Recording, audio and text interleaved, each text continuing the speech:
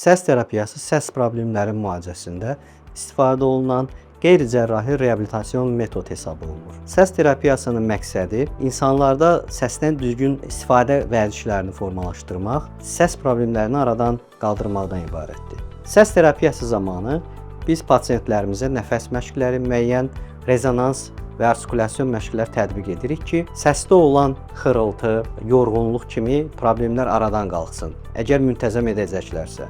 Eyni zamanda səs terapiyası ilə biz səsin keyfiyyətini yaxşılaşdırırıq. Səs terapiyası hansı hallarda, hansı ixtisas sahiblərində daha çox istifadə olunur? Bu ixtisas sahiblərinə daha çox müəllimlər, aparıcılar, müğənnilər daxildir. Çünki bu insanlar səslərindən müntəzəm olaraq istifadə edirlər. Bu məşqləri tətbiq edərək biz bu pasientlərdə səs keyfiyyətini xeyli yaxşılaşdıra bilirik. Yenə də qeyd etdiyim kimi, əgər bu səs məşqləri müntəzəm olaraq icra edilərsə, hətta bəzi cərrahi müdaxilələrdən də qaçmaq mümkündür.